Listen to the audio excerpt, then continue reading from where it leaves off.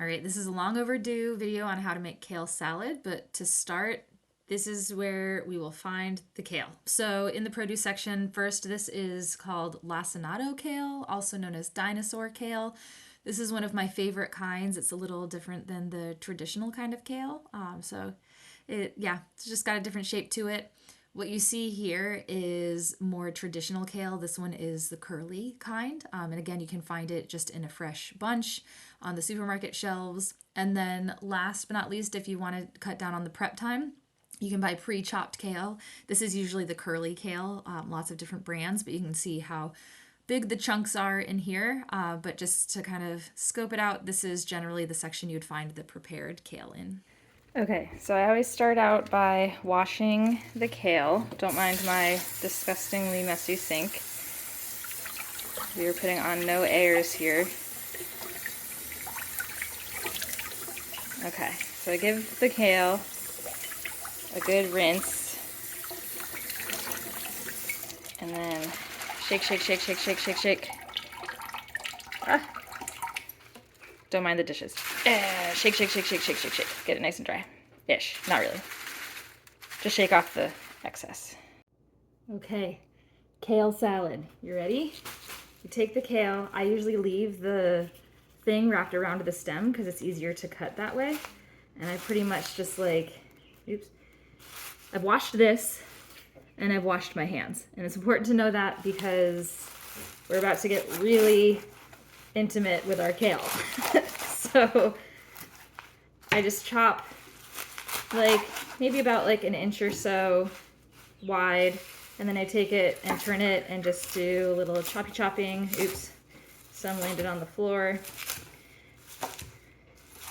We'll chop it to pieces about yay big or so. So not huge. Oop, incoming cat. Not huge pieces, but it doesn't need to be super detailed or tiny. So I see it's kind of you can sort of see it raining down. So I'll take this first batch. All right, we have no sanitation in this house, so we definitely eat kale that dropped on the floor.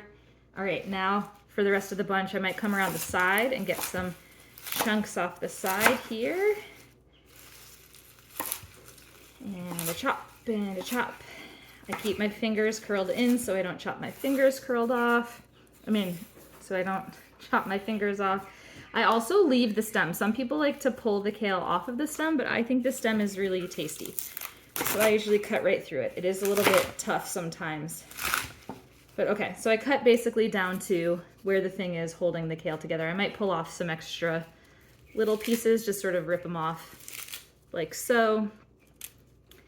And then take what I just cut off and we'll give it a nice little cursory chop. All right, so that is the whole bunch of kale. And we now, dry my hands off, have this lovely giant bowl of kale. Now, this is where having washed hands is very important. So I've got this giant bowl of kale, which I will tell you tastes super bitter and not that exciting. So what we need to do first is we're gonna add some olive oil. This is the most pretentious step. This is where you massage the kale, all right? So we take our thing of olive oil, we do a nice little drizzle on there. And then you take that hand, and the most important step, this is how we get kale to taste good. We massage the kale, and I'm literally reaching in, taking a handful, squeezing it, and then letting it go. And I'm just sort of repeatedly taking random grabs of this kale, and I'm giving it a nice, good squeeze. Sometimes I just take my fist and punch it down in there. You will get covered in olive oil. That is a given. Some people have suggested in the past, and I think it is useful, but I just don't like wasting the bags, but it can be really nice if you don't want to get your hands covered in olive oil. What you can do is put it in a Ziploc bag and let all the air out of it drizzle the olive oil in with the kale, and then voila, you can massage the kale from outside of the bag. So you're doing this same thing, but just on the outside, and it's another nice way to massage the kale, but keep clean hands. All right, so it's been what, like 30 seconds, 40 seconds of this. And you'll start to see that the volume is going down a little bit, but the kale just starts to feel a little bit softer. If your hand gets tired, which mine is, you can switch. But yeah, see how it was sort of brimming out the top of the bowl, and now it's a little bit more packed down. And so I just kind of keep doing it. I might do like this sort of motion with my hands just to make sure that the olive oil is touching every part of the kale. And there you have it. Take all the extra kale off your hands, go wash your hands again, get all the olive oil off. And that, my friends, is how easy it is to massage delicious kale. Okay, the thing that really makes my kale salad delicious is actually the salad dressing. The first step, massaging the kale. The second step is to make the most delicious salad dressing you'll ever have. And it is super easy. All it is olive oil. I do 3 parts oil to 1 part balsamic vinegar. This is what I get. Honestly, I get whatever's like 1 step up from cheapest. I like to have it to have some kind of thickness to it, but you don't need to get super fancy. A little bit of salt, a little bit of pepper, and then the key ingredient is a shallot. So not quite well, it's in the onion family, but it's a lot more mild. And so it doesn't have like that sort of like spicy sting that a raw onion has.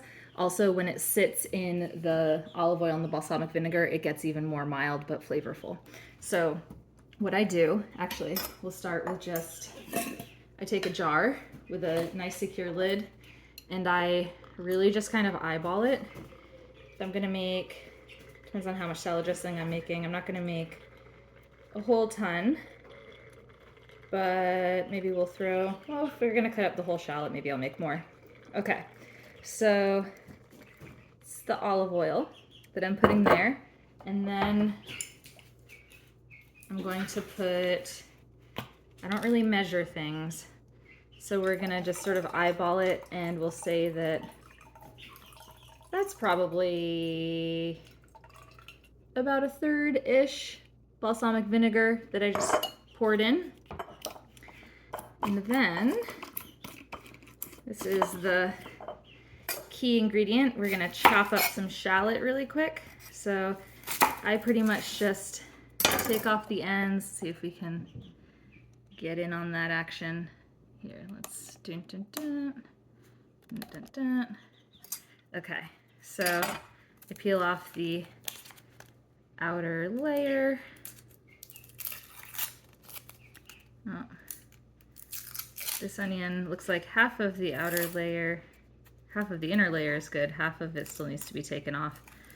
Oh, there's kind of an unhappy part. We're just gonna do that and get rid of that part that wasn't happy. All right, and so then, how I usually cut these, I usually go, oh, that part's still not good. Ah! Let me just get that off. Okay.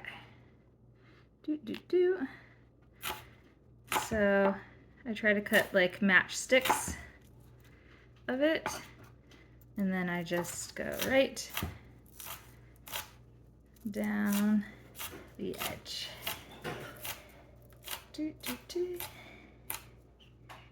I try to get them pretty small, but you don't need to be super picky about it. Should probably get the excess kale off this knife though. Okay, and I will take that and plop it in. Here, maybe I should do this. Whoops. Okay, so chop. Try to do them kind of thin. So you get like these nice like little matchsticks sort of. And I'll come down around this way.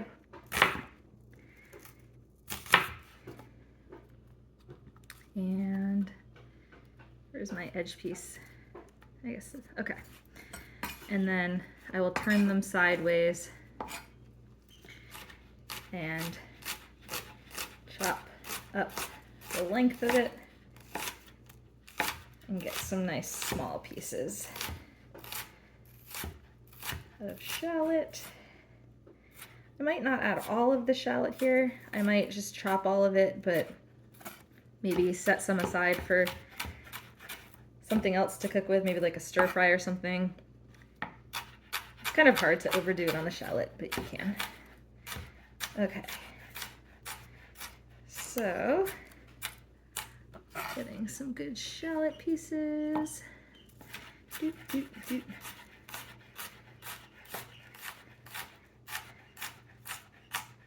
Okay.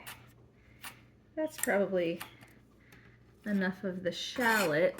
So then I will take it and plop it in. It's not the, okay, that's probably enough. So there's a pretty decent amount of shallot in there. Give it a nice little swirl. If it feels like maybe you've added too much shallot, you could go ahead and just do like another dollop of oil and vinegar just to add a little bit more liquid, but not necessary. So, oh, well, there we go. I'm out of balsamic vinegar, so that's all we're adding. And then I literally just do like a little tiny, I use the bigger salt crystals, not the small ones. It's like the kosher sea salt. So just do like a little bit in your hand and toss that in. Really don't need a lot of salt at all. And then like a quick crank of maybe like 3 turns of a pepper grinder, or just like equal to the salt that you've got. And then you literally just lid, give it a good swirl, and let it sit for, I would say, at least 10 minutes or so. But this can just sit in your fridge for, honestly, it stays pretty good in the fridge for a couple of weeks. But depends on your tolerance for food safety. So this is the dressing that I will then lightly drizzle over the beautiful kale salad. And that's kale salad.